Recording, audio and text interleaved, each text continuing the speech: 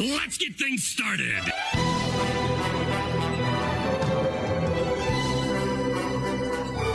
This hand of mine glows with an awesome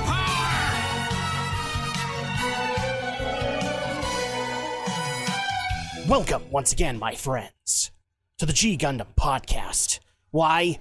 Because I still haven't figured out what the hell I'm going to call this, and I have to put this up on the RSS feed. I need to actually work on this. I don't know what I'm going to call this, Andrea. Jeez.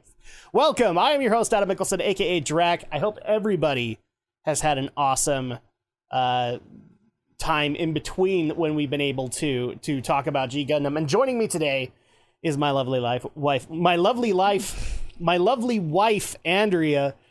This is why it's a podcast. I don't have to edit this crap out. Andrea, how you doing? Oh, good.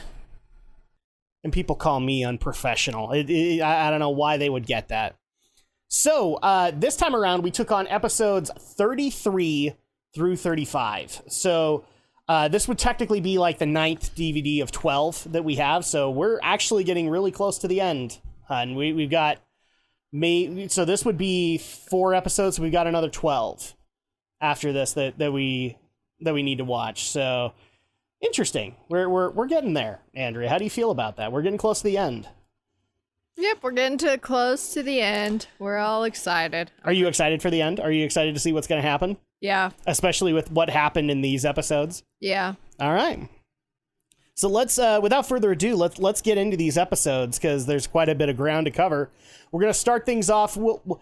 I think that we need to refresh people's memory. Last time, the last episode that we took on, we finally dealt with the question of Michelob Chariot, and why he is still in the Gundam fight and representing Neo-Italy and all that.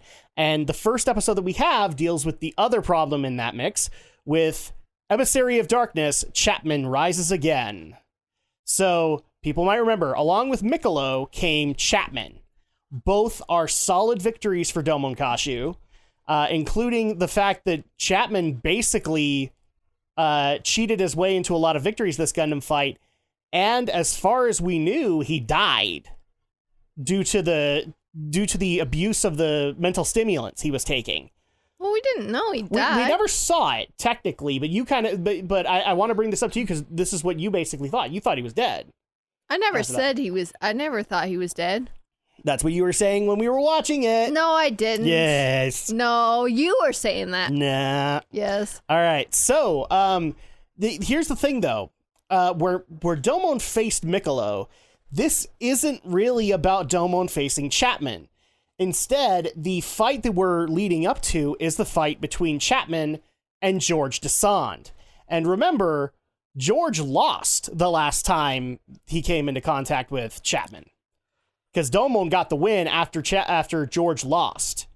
So, well, it's hard to call it a loss because it was a not a tie, but it was considered an incomplete fight because even though Chapman fired the last shot, it was when his stimulants kicked in and he didn't actually behead Gundam Rose. So at this point, like, we call it a loss. George probably calls it a loss, but there's an argument to say, like, it was undetermined. Safe to say, because all it did was it left a big old crater in Gundam Rose's cheek, kind of thing. So this time around, George, along with Domon, have some very interesting questions of Neo England, because, he did lose, and it's officially part of the Gundam fight record. So George decides that he wants to go and have a confrontation with the Neo England embassy, specifically Chapman, and see what the hell is going on. And while he's on his way out, I think he also explained it to his representative at the embassy, which is, I guess, is the Neo France King. Because I believe that's what they call him, because we hear him called Your Majesty and things like that. So I'm guessing he's the King of Neo France. When they're leaving, though, a car is pulling up with our favorite little princess, Marie Louise. You thought you were done with her, didn't you? You thought you were done. No, I don't think so. Nope, you're not. She's back. She's back. What I find funny, though, is that the animators are now drawing her a little taller, as if years have passed by, and it's only months. Yeah. Like she was like up to here on Domon, like up on the lower part of the pecs, and now she almost might be to George's shoulders, kind of thing. So I found it funny that they drew her a little taller. Either that, or that way she's it's less squeaky. Either that, or she's wearing extremely high heels. Man, that must be like the worst backache ever. That's what happens with high heels, right? It hurts your back eventually. Maybe, or maybe just your feet would get really sore, I'm sure. Jeez, that must like deform the feet. Sorry, we're here. I had a really weird thought about deformed feet, and I kind of wished I could have taken it back. Anyway, Marie Louise decides she wants to go along with George to go confront Chapman. Mainly because she doesn't want to be bored in the castle. So at that point, they're both waiting for Chapman, and Marie Louise is obviously showing that she's very impatient and also very hungry. And so she decides to go out and is kind of regretting her decision to go join her hunky boy George on his little his little adventure here. Let's go with that. I was going to say excursion, but I don't think that would work. We should also say this. Before they even arrive, we actually catch two Neo England representatives arguing about Chapman's appearance in the final round. One of which we know is named Sir William. I can't remember the other guy's name, but I think we do find out his name too. One of those is like, no, I mean, we're in the final round. There's nobody who's arguing that. So why don't we just continue to win? And up until this point, it sounds like Royal Gundam has earned quite a win record. So at that point, Sir William is more confronting on the honesty, on the morality of this. He did get eliminated. So at that point, there's something horribly wrong that's going on here. And it's determined after an appointment comes in for the other for the not Sir William, I can't remember what his name is, that they will discuss this later. And in that meeting, they decide Sir William he knows too much, he sees too much, and he complains too much. So they actually have Chapman confront him to kill him. And guess who's our star witness? Marie Louise. The most reliable of witnesses. Yes, she witnesses Chapman kill Sir William. And I have to stop here for a second. How did he kill Sir William? Because all they show is like he touched his neck and then he was dead. But it didn't look like he was touching it in a vital area. Like, what did he do? Vulcan nerve pinch him to death? I don't know. Like, did he, because it was like right here on the neck. Did he touch anything vital? He must have done something to kill him. Well, bottom line, he's dead. And Marie Louise watched it all. And immediately Chapman realizes that she watched it all and goes to start trying to kill her. All the while, by the way, might we add, he hasn't said a bloody word this entire time. He looks blank stared. He looks like he's crazed or kind of bloodlusty, I would dare say, but he's not saying anything. He's just got this blank look in his eyes while he's killing. George thankfully steps in and tries to stop Chapman. Thankfully, though, Domon Kashu decides to go to the Neo England embassy for kind of the same reason that George was. He wanted to confront Chapman, and right as soon as he gets there, lo and behold, here come Chapman and George over the fence. And Domon then steps in and says, I have a couple of questions. Why are you in the Gundam fight? And this is all abruptly ended. And Maria Louise is then hauled off, not by them, but like George gets Maria Louise out of there and takes them over to the boat where she tells her story. She tells the fact that he killed a man in there. She didn't know who. But she also mentions one other piece of evidence that is going to come into play later. There was somebody else in the room behind like a screen that was witness to Chapman killing Sir William. And the only thing that she saw was his hand and that he had like a really luxurious ring on it. So at that point, it's like, okay, so who was this mystery party? And it immediately is then set through the fight committee that George Desand will face Chapman next. And it's the next day. So at that point, like, he's going to suffer for Marie-Louise discovering what she shouldn't have discovered. We then cut into the fight. And I should say also at the beginning of the episode, one thing that does get mentioned is that, you know, when they do the Gundam fights, there's a barrier that's around the fight arena so nobody gets hurt. That's why you can have so many boats nearby, is because this barrier will stop all the beam blasts and everything like that.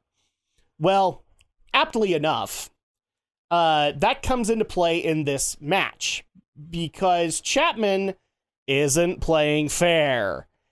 Turns out that his buddy Miccolo invades the barrier station and turns off the section where the Neo-France delegation is. He is technically holding Maria-Louise hostage. And George has to save her no matter what. So this becomes, kind of familiar for us. We remember Chapman was cheating before. Frankly, his wife was cheating for him. Speaking of, we never saw her. We never saw Manon, so we don't know what happened to her. Maybe he killed her? I don't know. Food for thought. She doesn't show up, bottom line. We don't know what happened. They just kind of act like she never existed. So at that point, while George is taking care of this, Domon then heads to the barrier station to stop Miccolo. They get the barrier back up, and then the real fight begins. Because after that, George be pissed. And immediately goes in to lunge at Chapman, and it looks like he stabs him, but then we have a mysterious smoke bomb happen again. Is this starting to sound familiar, everybody? And we get to see a whole other Gundam kick the crap out of George. Now, this is a different Gundam, wouldn't you say, Andrea? Yeah. This was not the bird one. This is another bigger, nastier looking one. From what we can tell, it can shoot spikes out of its shoulders because it actually impales George on it. It's actually kind of a gruesome scene for George. And then he also has hands that look like they're basically jaws of life, and he tries to crush George in them. George is getting his butt handed. Like, George should have died in this match. Am I wrong in saying that? He should have just plain died, given what he was up against. Yeah, pretty much. Because, like, that thing should have cracked his Gundam like a tin can. But George is persistent and tries to get this thing off of him, sends his Rosebits to attack the mysterious Gundam's eye, which thankfully works. It shatters the eye socket, so to speak, and he backs off. The smoke bomb recedes, and all there is in the arena is Royal Gundam. But strangely enough, its eye is also damaged. It's like, makes you wonder. I'm just curious, when you saw the eye damaged, like, what came through your head on that?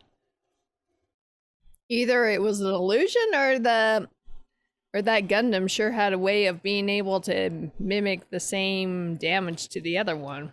You don't think that they're the same thing? Well, like I said, it could have been an illusion. Could have been. It could have been. So at that point, like, but a lot of this looks very similar to what Domon faced against Bird Gundam. And so at that point, that's kind of where the episode ends, where George is thankfully declared the winner against Royal Gundam, but we also noticed that Wang Yunfa is, like, he's very proud for George and all that, but then while he's sailing by Maria-Louise just so happens to notice Wang Yunfa's hand and the ring that's on it. And she's like, that's the man that saw Chapman kill Sir William. So now we know Wang Yunfa was also there, and probably the one that struck the deal with the other Neo England representative to have Chapman killed, and then later tried to get George killed under the Gundam fight. So already this kind of casts a lot of doubts on Wang Yunfa. We also get to end the episode with, we see that the Dark Gundam is starting to self-recover, and it's starting to repair itself. So final thoughts on Emissary of Darkness, Chapman Rises Again. So I guess the first question that I have here really quick is, what do we think happened with Chapman? There is another piece of evidence that I forgot to mention. When they were fighting, George so happens to have ripped his sleeve, and you can see Dark Gundam cells on Chapman's arm. So at that point, like, do we think he died and this is just the Dark Gundam cells resurrecting him, or did he just willingly embrace it? What was your theory when we saw that?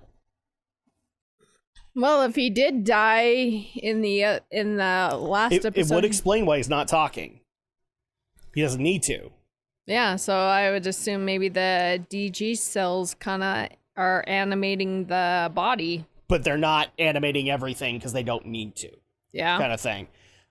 Which would make sense, like, you know, because he was kind of a witty guy. So at that point, like, this is not the Chapman that we know. This is something that's been resurrected. It's not like the same thing like that other what was his name? Sate? Seth? Sate. Yeah. Yeah, no, where it's like a werewolf relationship or anything like that. It's like, this is animating a husk.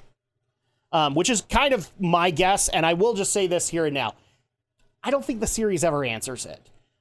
So I believe that the fan theory is that, yes, he was dead at the end of the other episode, and then they were able to procure his body and put Dark Gundam cells into it. And so at that point, that's why he doesn't talk or anything like that. He is basically the equivalent of a Dark Army soldier, without the skeletal look.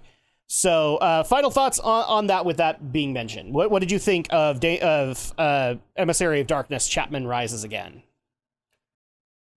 I'll probably give it a 2.5. Okay, and why is it getting a 2.5?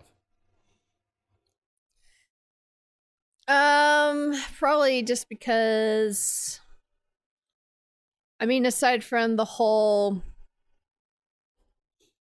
you know, like bringing the whole with the Gundam fight and all that stuff, just the whole thing with Marie Louise, you know, just getting into this whole mix, it just seems like, oh my gosh, just move on to the next episode. So Maria Louise was the big turnoff for you? Well, I can understand if she was more... I will say that I think she's used better here than she was in her debut. Probably, but I think it's just more the fact that maybe I would take her a lot more serious if she was more closer to the same age as probably George. And if she wasn't pining over him. That might be a little bit more... Because it's very clear she has a crush on George. Yeah, but... probably the age difference does not make it help anymore. But she was drawn taller. Just because she was drawn taller does not mean she could be the same. Nope. I'm not disagreeing with you here, but I think that's what the animators justified. If we draw a taller, it's not going to look as squicky. But at that point, I'd be like, George, don't worry about her. Just focus on the fight and take him out. You know, exactly. And yet he wants to go and protect her, and it's like, oh my gosh. Well, I think he's obligated to protect her. Yeah. As the representative of Neo France. I'm gonna go with a 3, and the only reason I'm going slightly above for you is compared to Miccolo, I like how they did Chapman. Miccolo just came off as like they didn't change anything with Miccolo's personality. I get that he would be a revenge crazy freak, and that he would try to create his own little gang to take out Domon and his little friends. I do believe that, but since Miccolo's just generally an unlikable character, I'm not a fan of how they reintroduced him. But Chapman, that's an interesting one because he was a likable character. And you look at the thing that is Chapman now, and it's like, this is not the same guy. And so at that point, like, because that was instantly my thought. As soon as I saw the Dark Gundam cells, I'm like, he is dead. And these things are reanimating him. And so at that point, that's why he's not talking and why it looks like he's only blankly aggressive and all that. It's basically a lifeless husk that's taken over by Dark Gundam cells. And I like that development a hell of a lot better than what they did with Miccolo. And so I will give it slightly above that. I agree with you. Maria Louise kind of hurts it. I will say that this is better than her trying to abduct herself and make it look like Neo Japan did it. But at the same time, it's also just like, wow, this girl just likes to end up at the wrong place at the wrong time all the time. I did love the whole thing where they're waiting by the wall and Domon's like, I'm just waiting for the rats to... Yes, because he brings Allenby with him. And he's like, I'm waiting for a rat to come out. And then as soon as Chapman jumps over the wall, he's like, well, there's the rat. I did like that. I like that moment. That was cute. I know. And he's like, oh, well, there's George. Cute little banter. No, and then Chapman comes over. He's like, well, there's the rat. I like that banter. But yeah, it's slightly better to me. I will also say that, actually, you know, I'm going to change it on the fly. 3.5. And the only reason is I like the stakes that are set in the match where Miccolo steps in, thinks he can do it better. And we have the whole hostage situation with Neo France. And then the other Gundam comes out and just trashes George. Like, you could make an argument with the Bird Gundam that there was kind of a 50-50 field there. This was like 80-20 in the other Gundam's favor. He was crushing George. And I like that concept. Not just because I don't like Gundam Rose as much as everybody else, but just because, like, you had stakes. You had a reason for George to legit fear from this thing. But yeah, there you go. So 3.5, because they did do little things right compared to, say, Miccolo. Miccolo's not my favorite of these two ones. So then we move on to episode 34, which is Stand Up Domon Raging Tag Match. That's how it's said on the DVD, but it's Raging Tag Team Match. Basically, the way that this starts up is Corrado, Ulube, Dr. Mikamura, and Rain are all walking away from the Gundam Fight headquarters to see, because the way that they make it sound is Domon has not had a match in a while. And so at that point, they're trying to figure out, okay, who's this next match against? And they still don't have anything. Rain is kind of walking away kind of in a daze, but then she notices that Schwartz Bruder is trying to get into the same building. So she then follows him and tells the others that she'll meet up with him later. And we then get to see Schwartz pull off more ninja bullshit. This is a sci-fi anime, not a magic one, as he melts through the wall. And he's basically spying. He's actually found the dry dock where the Dark Gundam is self-repairing, and is then noticed by is it Wong that noticed that he was there first, or was it Master? I want to say it was Wong first, because Wong heard something, and then Master thought he saw somebody, but he didn't know who. Or maybe it was Master that noticed first. I thought it might have been Master who noticed first, because he's the fighter. But here's the thing. They don't catch who was the person that invaded. What happens, though, is that while Schwartz is on the run to try and get away from them, he still sees that Rain's in the building waiting for him, immediately picks her up and just starts running like hell, like trying to get out of there as fast as possible. And we notice that Master sees Rain. So at that point, I think the presumption here is that Master saw Rain, ergo he thinks it's Domon that saw it. And so they do this really elongated running chase scene where not Master's minions, but like Chapman, Miccolo, and the Neo Hong Kong security are all trying to apprehend Schwartz. And they're not successful. He eventually ends up right next to Domon and is able to get out of there, but as soon as they catch up, they immediately blame Domon. Like, Domon is the one who tried to sneak in, kind of thing. And Wong is not happy about this at all. It's actually like so most of the time when we've heard Wong, he's fairly relaxed, right? This time he's unhinged. He's like, nope. Neo Japan must be punished for this. And immediately he is, and I believe Allenby was with them too, wasn't she? Like, she was with Domon and then Rain got dropped in. But yeah, because I think she was trying to help fight off some of the... Something like that. But, so at that point, a match is immediately set by Wong, where Neo Japan's Burning Gundam and Neo Sweden's Noble Gundam will tag together against Neo Malaysia's Skull Gundam and Neo Singapore's Ashura Gundam. So they're going to do a tag match because they don't have... The justification here is that they don't have enough arenas that have been repaired yet. And so at that point, we'll do it all in one area, and that way we take care of 2 separate matches. So this tag match is set. Wong is basically looking to set things up against Neo Japan for discovering the dock. Master and him start to kind of argue over this. Is like, well, this is probably not the way to solve it, to do this tag match, but Wong basically says, this is how I'm going to do it. We then cut to a little bit of preparation for it, where we notice that Rain is kind of walking on the docks blankly again, like she's trying to figure out what the hell's happened. Like, she saw Schwartz do something, and now she's in trouble for it, and she's not sure why. Then she notices, as she's coming back to Burning Gundam, that Noble Gundam is also there.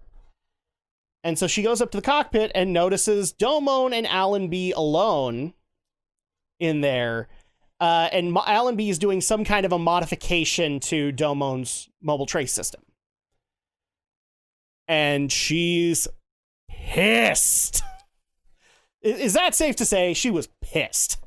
Oh, yes. Because, like, he shouldn't be letting Allenby into Neo Japan's Gundam. Technically, they both shouldn't be out on the docks. But, let's just say, like, I mean, this is looking to be a positive, but Rain's very, very mad and flustered. It almost looks like this is more of a negative than we're kind of getting here. Where she promptly kicks Allenby and Domon out of there. And she does it in the most ferocious way possible, enough so that neither Domon or Allenby get why she's so mad at them. But we all know why she's mad. Yep. Domon and Allenby were alone together. And so we have to follow that jealousy storyline. Do we think it's official? Rain is officially jealous of Allenby? Well, either she is jealous, or maybe just at least a little resentful that Allenby is getting so much attention from Domon. That's probably, because, I mean, otherwise, either that or she's very suspicious about her, messing with the Gundam. Does she have a reason to be suspicious of Allenby? Aside from the modification, which turns out to be a good thing in this episode, but, like, does she have any other reasons to be suspicious of Allenby? Well, when you're supposed to be competing against others, you wouldn't, Yeah. put it past them. No, you're right. Like, this is definitely, like, you and me can look at it and go, wow, both Neo Japan and Neo Sweden would not be happy about this at all. I mean, if it was after when this whole tournament is over, then she should have no reason, No, but I think she would still have an issue. And this is actually a point where I also want to make a little bit of a complaint with Allenby.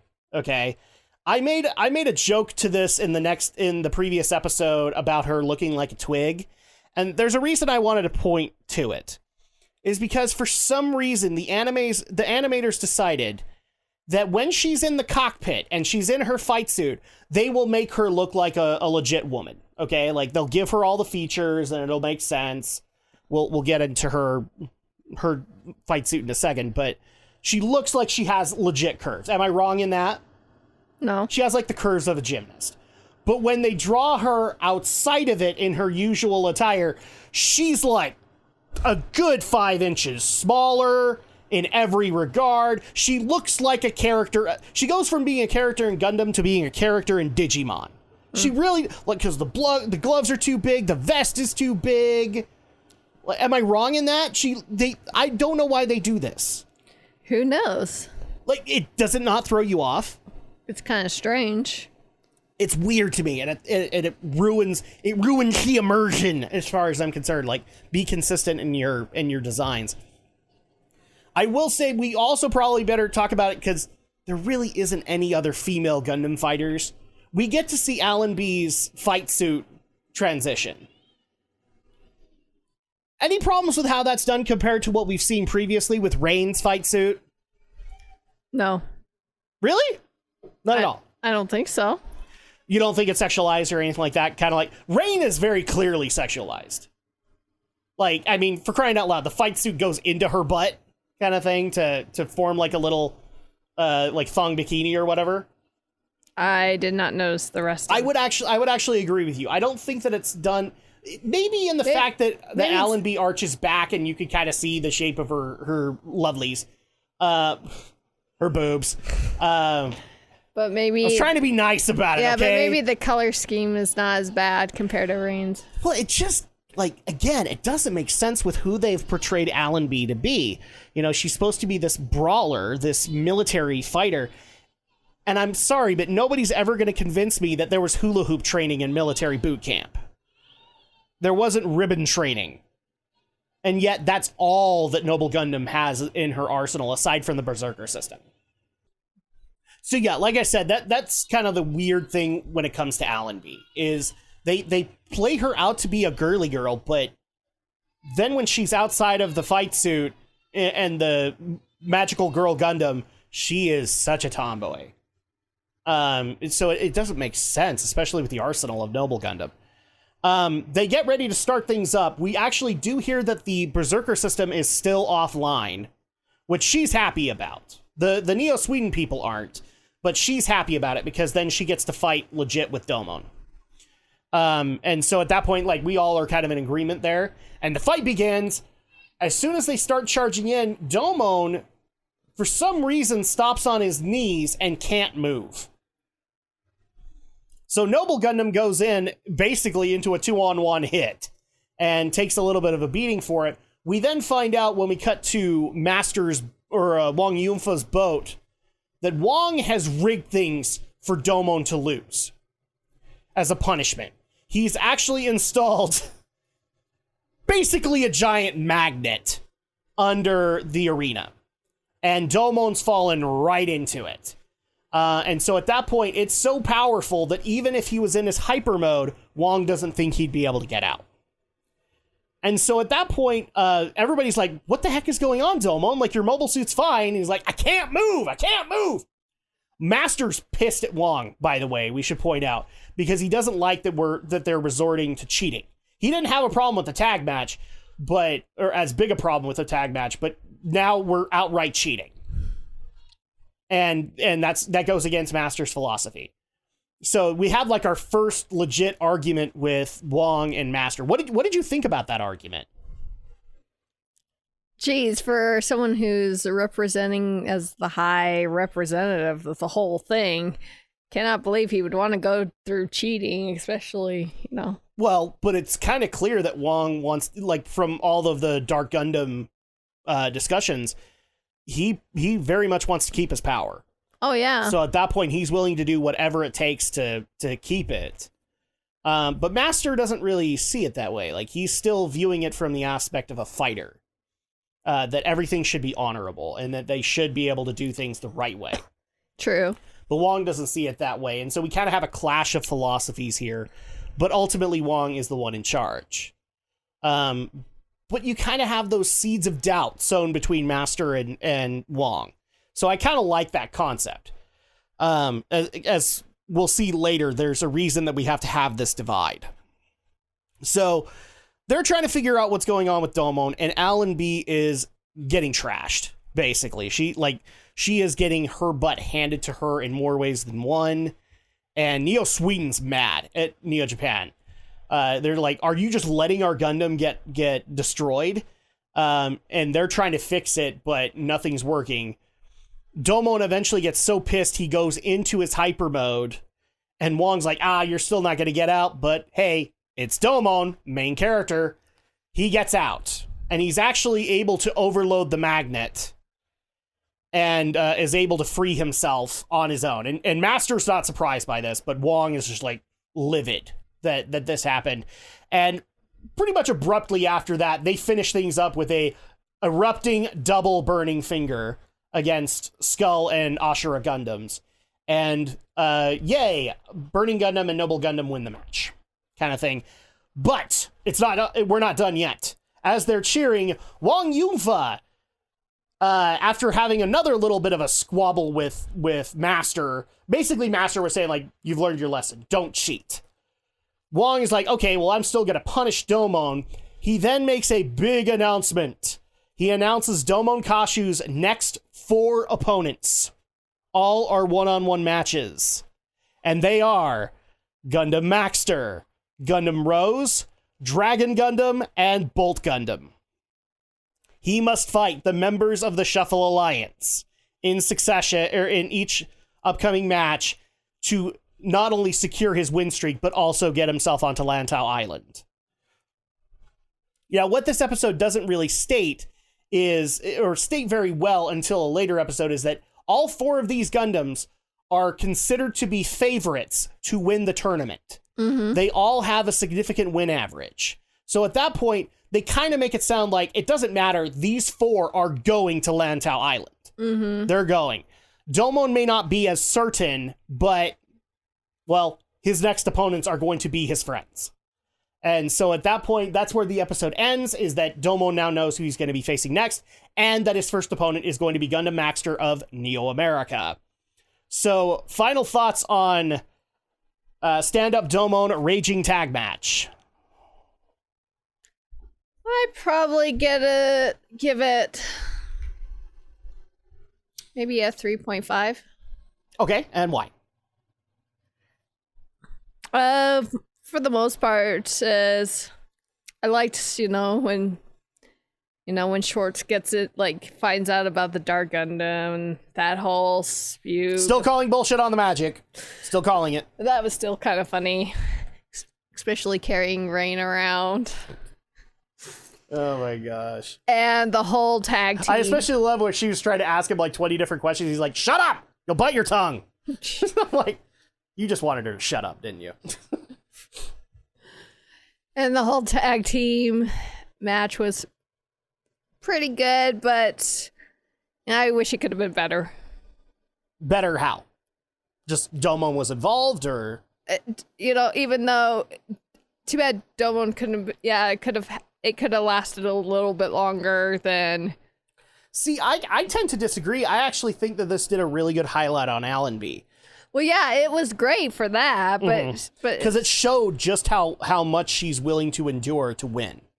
And so at that point, you almost could make an argument just from her go-getter attitude, her endurance, that she could be like a Shuffle Alliance member herself. Well, that's true, but it just wish it could have. But there's no 6th Shuffle Alliance crest. This is not Power Rangers. That's not how it works. Sorry. But it could have lasted just a teeny bit longer, than, all of a sudden, Domon breaks. Like as soon as he's freed, they immediately go into the final attack. I get your point there. Then it kind of feels like, well, that kind of sucks for a tag team, really, to me. Because it wasn't really a tag team match. No, because it's just, especially it's just like, once he breaks free from the machine just gets fried and he's no longer stuck. And he immediately goes into Erupting Burning Finger. Yeah, and then it's like, okay, it's done. Yeah, I agree with you there. Otherwise, why was Domon even bother being there? I agree with you there. I'm going to go probably along the same lines as you. I think 3.5 is an adequate score here, because this episode did what it needed to do. It set up that we have a whole new ball game now that Schwartz has discovered the Dark Gundam, and that Wong is pissed about it because he doesn't want the other nations to find out, and so he's taking out his frustrations on Domon because he thinks Domon's the one who saw. So at that point, he's eliminating all witnesses, right? I think this episode set up everything that it needed to. It set up Domon and Allenby working together, and that not necessarily being a bad thing, but also kind of setting up that Rain's not that happy that they're working together and that Allenby's around so much. Also setting things up with the final announcement of, like, because we knew at some point Domon was probably going to have to face the other Shuffle Alliance members. But we didn't know, like, if that would be off screen or anything like that. And now we know that he has to face them. I can't imagine that being off screen, to be honest. I don't either, but they could have easily justified it that way. Since they really do kind of hint in these episodes that a lot of Gundam fight matches take place when we're not watching.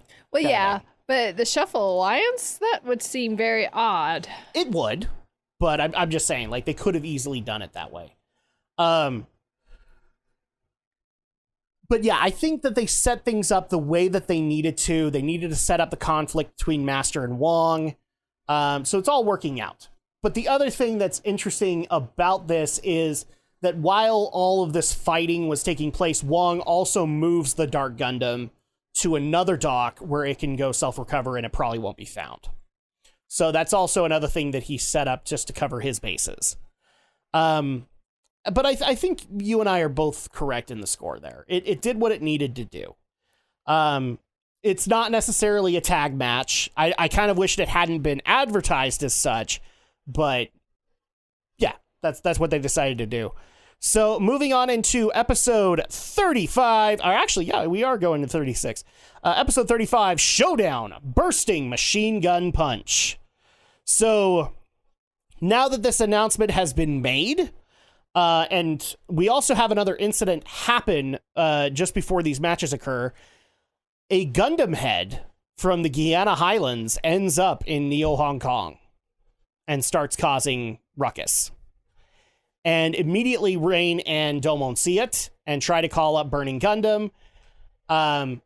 Abruptly, Master comes out of nowhere with his Master Gundam and Funsaiki and takes care of the Gundam head. Domon and him get into a little bit of a scuffle about it because now Domon's convinced that the Dark Gundam is here. And the Gundam head didn't come from Guyana. It was just, it was here with the Dark Gundam kind of thing. So we have a little bit of a confrontation. He then decides to call up the other Shuffle Alliance members because everybody knows about this incident. And all the Shuffle members know what that is. They've seen it. So Domon tries to rally the Shuffle Alliance together to take care of the Dark Gundam problem. Only problem is no one's listening. They are all invested into their individual matches with Domon that they don't care about the Dark Gundam.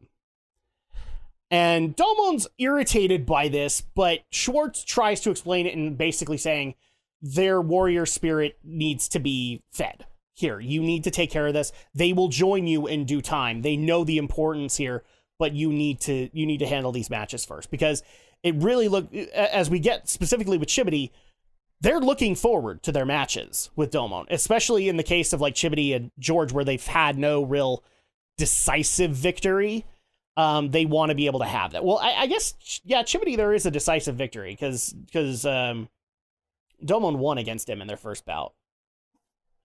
So they start walking off and they're not caring, but Chibity stays back and says like, you know, we're going to be first and I am not going to lose to you. We're going to have the fight of a lifetime.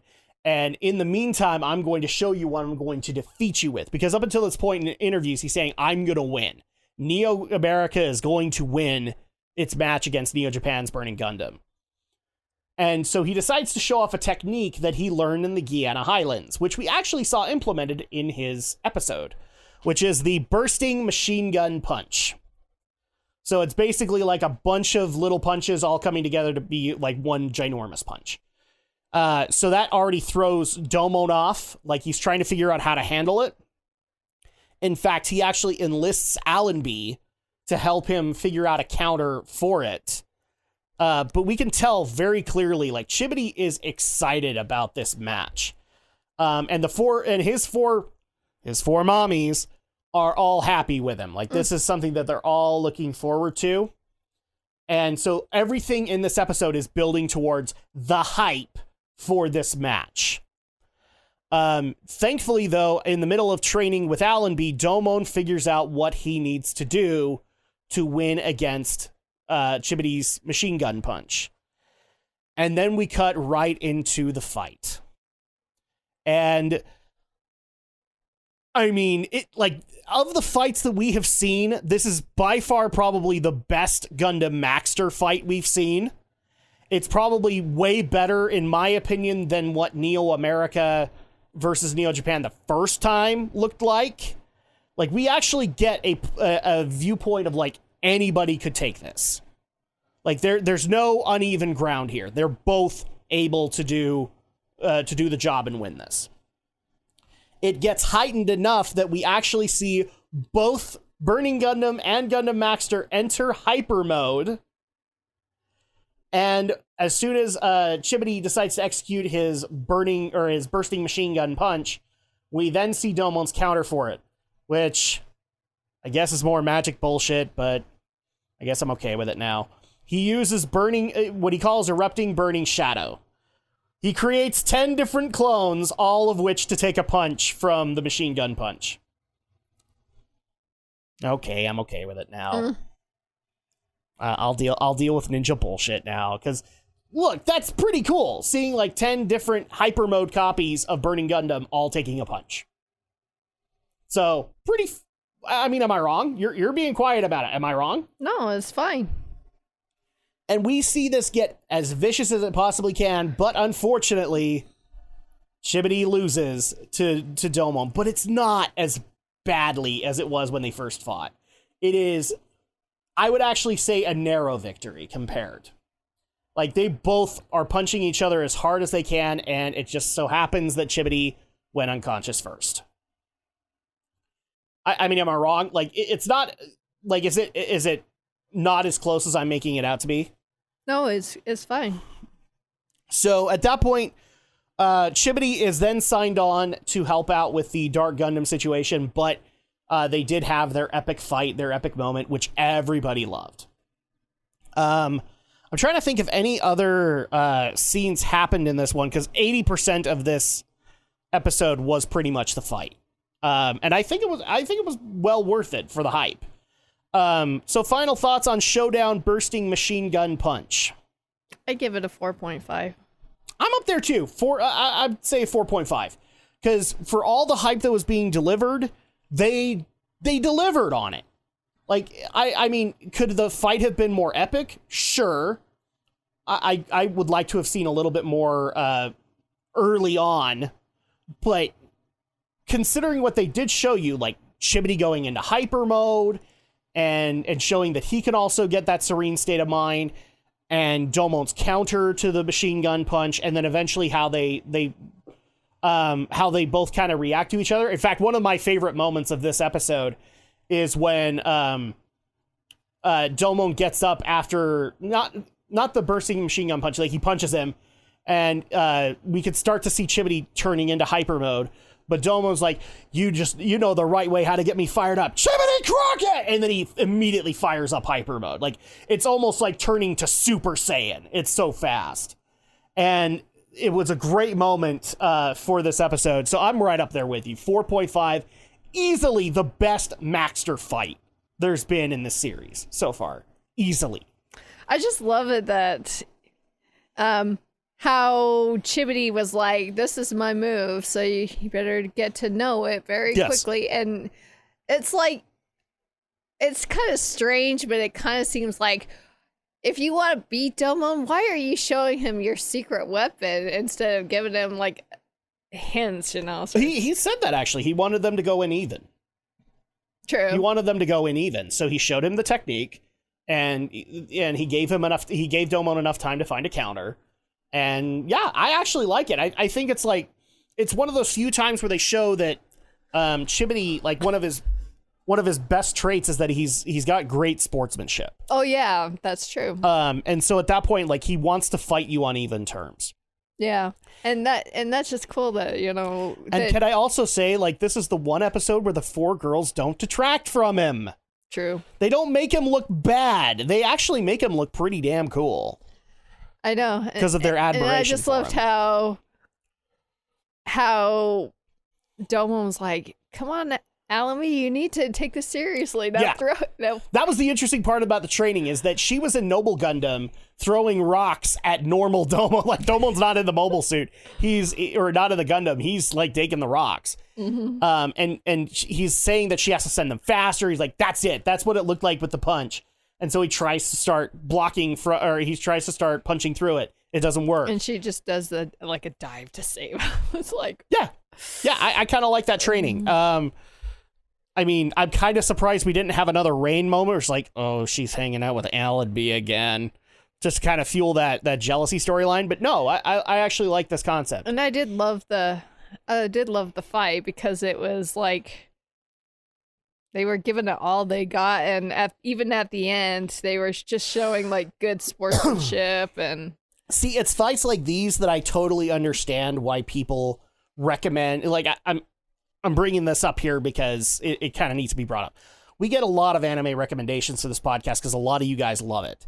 And it hasn't even hit the RSS feed yet. I can only imagine the stuff we're going to get as soon as that happens.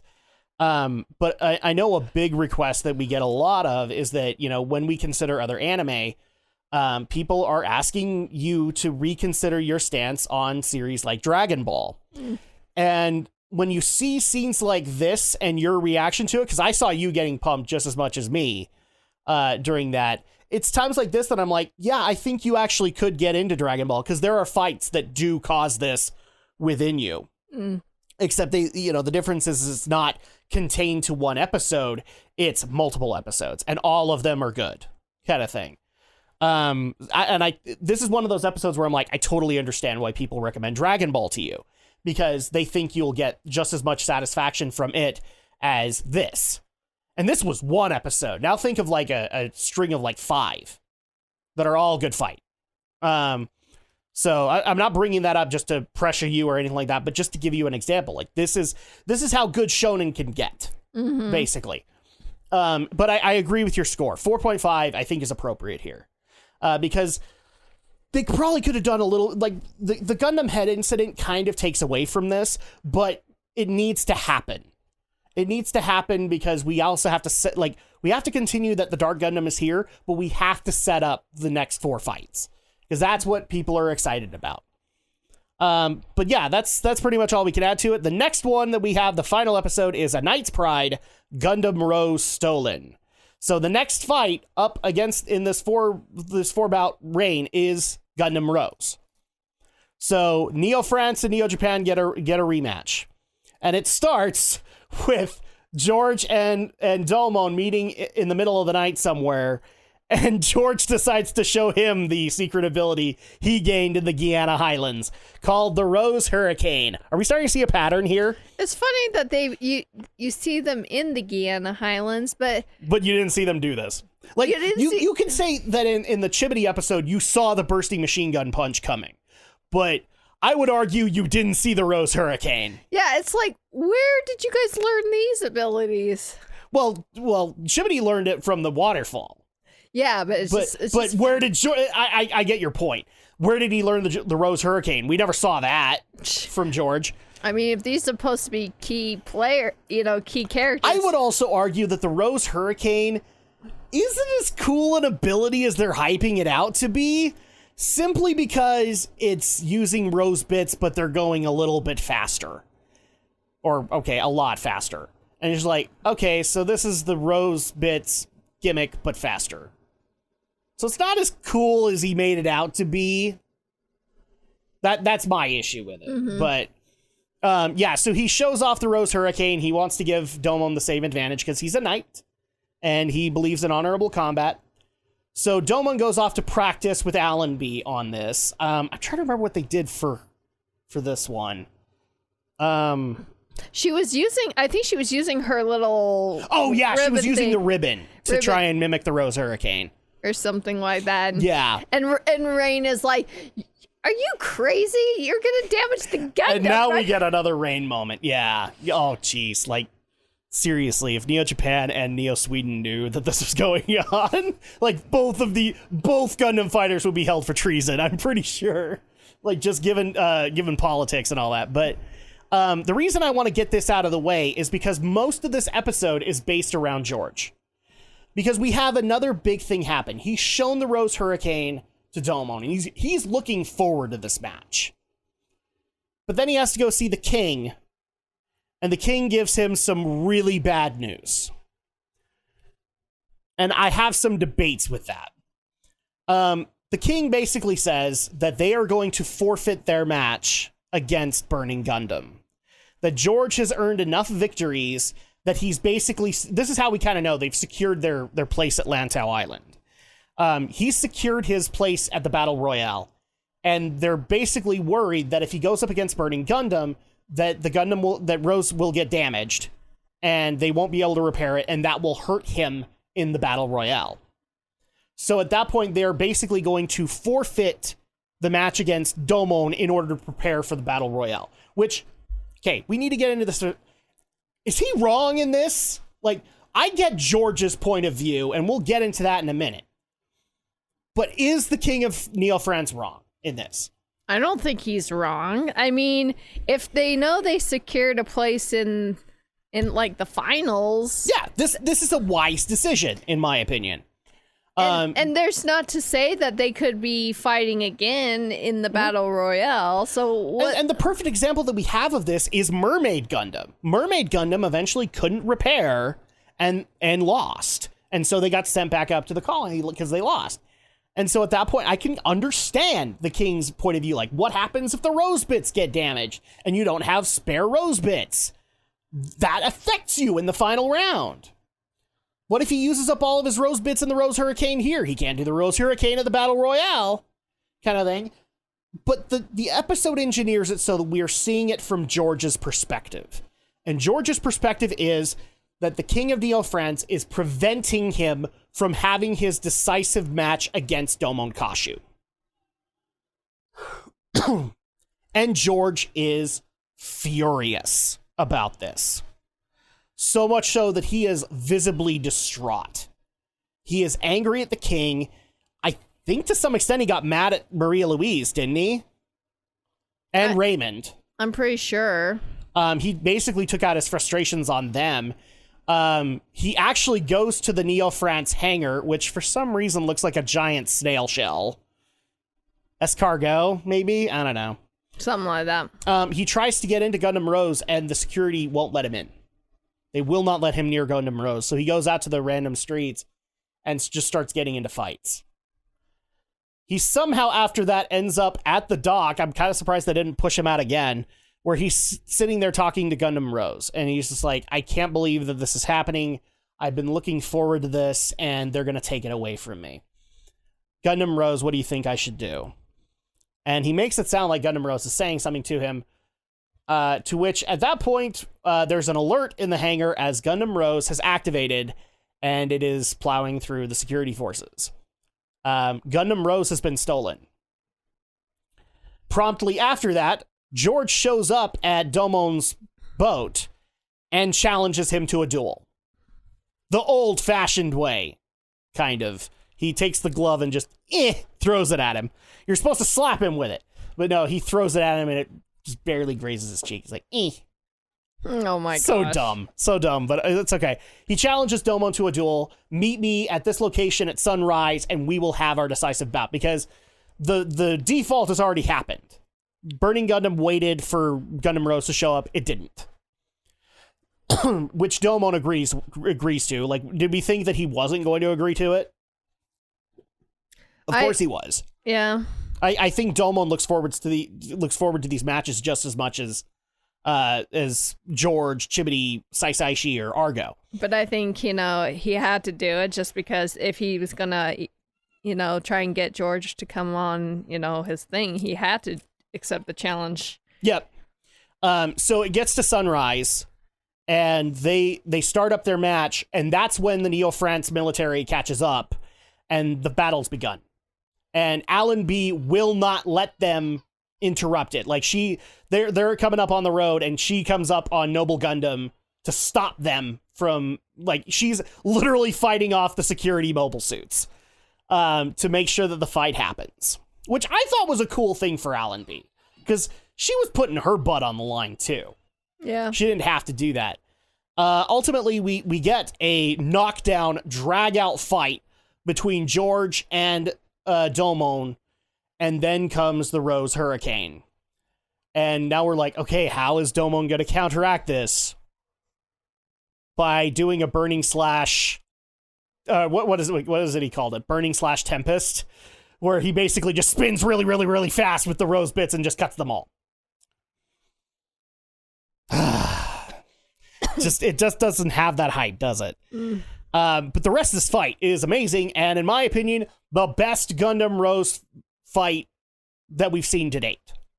The best Gundam Rose match we've seen him in, with a close second being against that Mystery Gundam.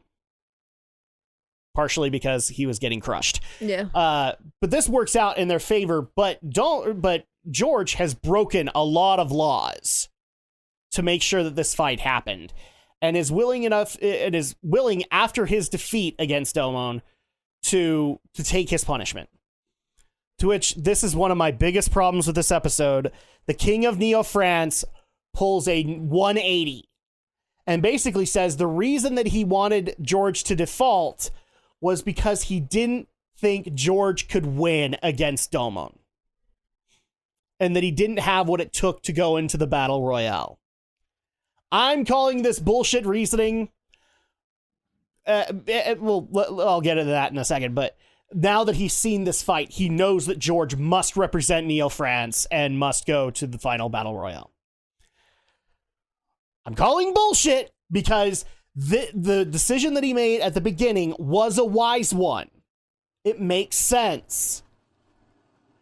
Even with these insecurities, it still made sense. Mm-hmm. George has every right to be frustrated by this, but the fact that he turns and says, "Oh no, I just didn't think you could," I think that belittles George. I think we all know that if he's a Shuffle Alliance member and he's been able to overcome these many matches, he's already worthy of it. Okay. But I just think like the King doing a 180 like that belittles George, and actually also belittles the character development that happens in this episode, which in my opinion is bar none the best character development for George that he will ever get. Like everything about George is being a knight, but this fight mattered so much to him that he was willing to put his reputation, his life on the line. Mm-hmm.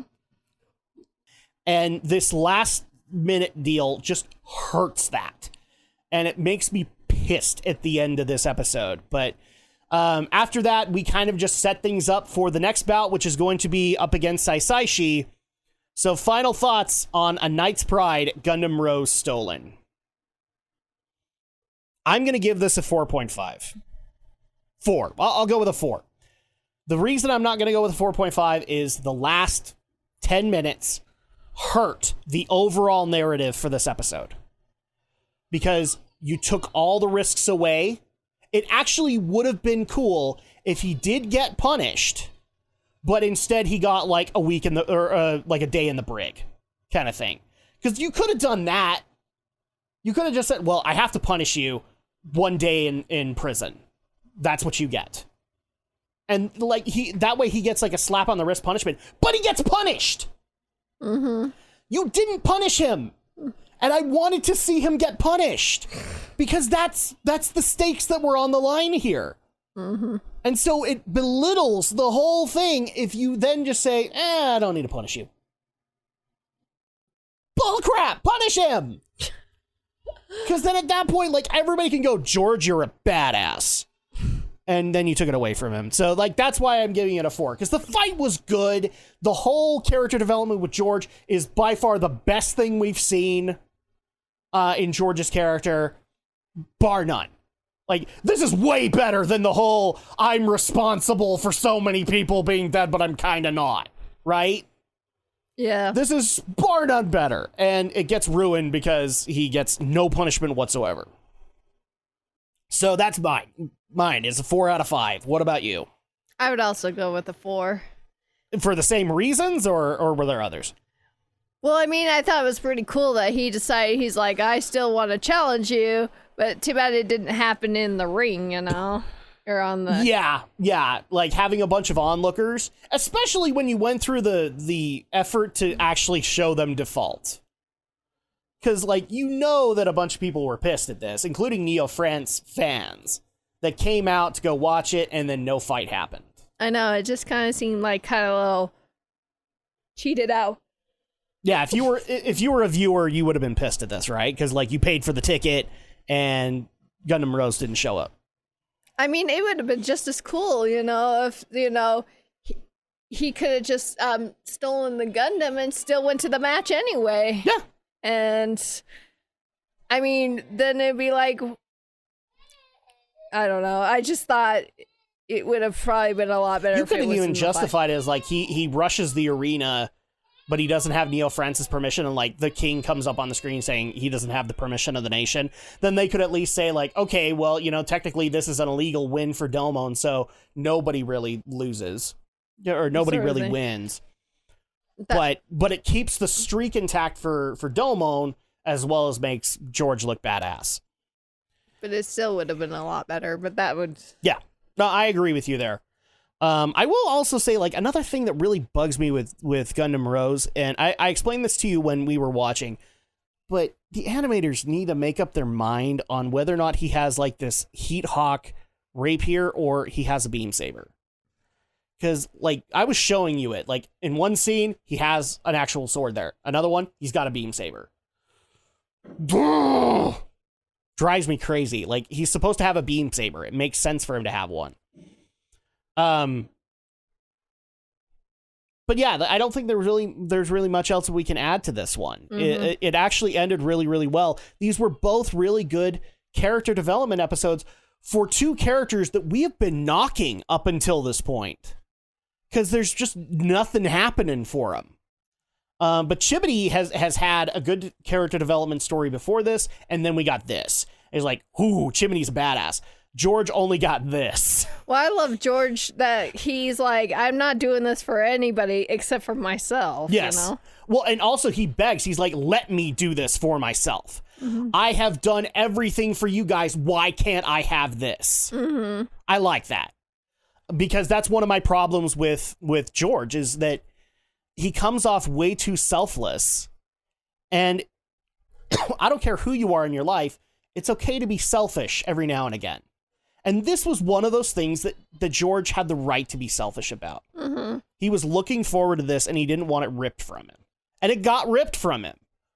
Officially. Unofficially, he got what he wanted. But, but yeah, that's going to go ahead and do it for this episode, and also for these. So let's go ahead and get into our last bit of questions. So what was the best episode of the 4 that we watched? Probably the one with the fight between Chibity and Domon.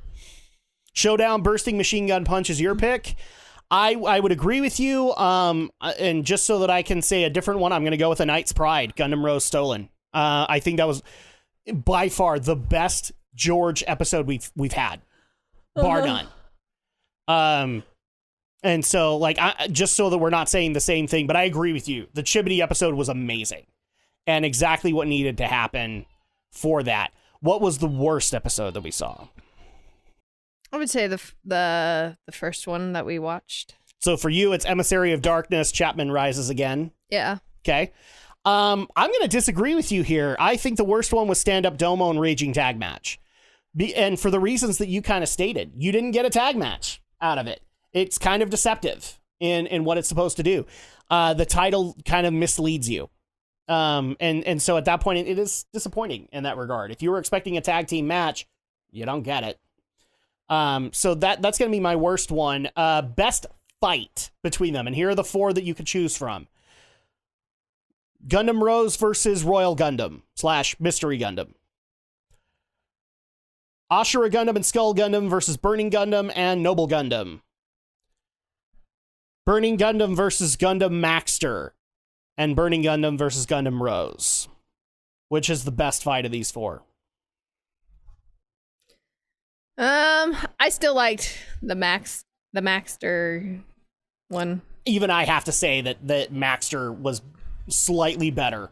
Like, it's close, but it's slightly better than Gundam Rose. Because it was at least an official match between that, and also again, I'm not a fan of the Rose Hurricane. The Rose Hurricane wasn't as cool an ability as the Bursting Machine Gun Punch. Like, for a boxer, the fact that he's found a way to be able to land like 10, 20 punches and all of them are kind of at the same time, I like that idea better than I can make Roses go faster. So I kind of got that bias there. Yeah. I also like the counter that the Burning Gundam came up with for it compared to Roses. Roses was just, I'm going to spin with them and slash them all to bits. But they were pretty much like close. Mm-hmm. Craziest moment that happened in these episodes.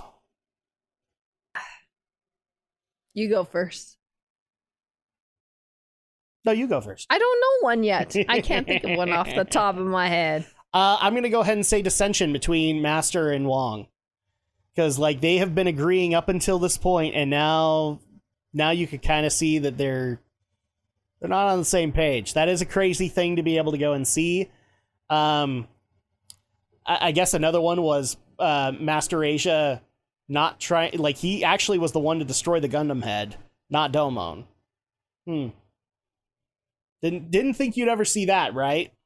I get it. People were out there, but, like, Master didn't have to be there. Yeah, it just makes sense. Like, it just is crazy that you're thinking, why is he wasting his time going to help Domon with that? Yeah, so it is kind of crazy. It's out of character. Okay, so craziest moment for you. Probably when Schwartz was carrying Rain around. It's like, shut up! You'll bite your tongue. She's like, let me just throw you in the air while I go take care of all that. Oh yeah, I forgot about that moment. He's like, oh, wait a minute. Throws a bunch of ninja stars, and she's like, ah! And finally he catches her. It's like, why don't you just put her down and just go and take care of all that stuff? Can't. Need to throw ninja stars. Too busy. Must pull Rasengan. Okay, yeah, that's actually a good one. Funniest moment. I see, the problem is now you've brought that up, I kind of want to bring that one into the fray, but I also have to give it to Rain and Rain throwing Domon and Alan B out of Burning Gundam. That was pretty good. I can't even remember what she said, but it was great. It's like, I'll show you a butt kick, and it throws them both out, and they're like, what got into her? They're like, what did we do? Yeah, exactly. So I like that, but I think we also have to put up the Schwartz throwing her into the air and fighting Miccolo. Hold on, I gotta go fight this Italian guy for a minute. Yeah, I kind of agree with you there. So let's see, what other ones do we have here? I guess the other thing that we could also do is, what are we looking forward to in the next episode? Because we know it's going to be Domon versus Saisaishi, which we did say is like one of the best fights up to this point. What are we expecting from Domon versus Saisaishi? I bet Saisaishi's like, I'm gonna show you my secret technique, so you better learn it now. I hope it's not have anything to do with pulling up anyone's skirts. No, Cecile's not anywhere around. Oh, Rain is not nearby?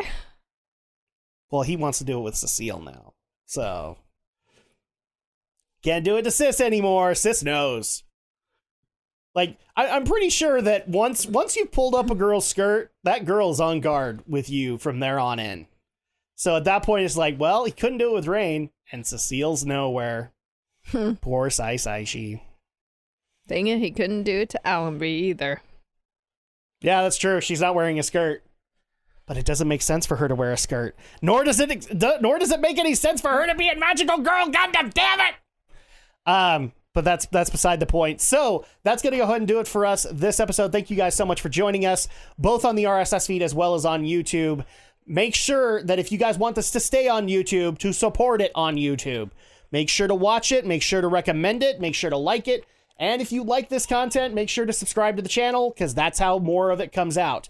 Otherwise, it goes to the RSS feed and it stays there, but it might go away from YouTube. So keep that in mind, and we will see you guys for the next episode. But in the meantime, it's time for a Gundam fight! Ready? Go! I trust you forever.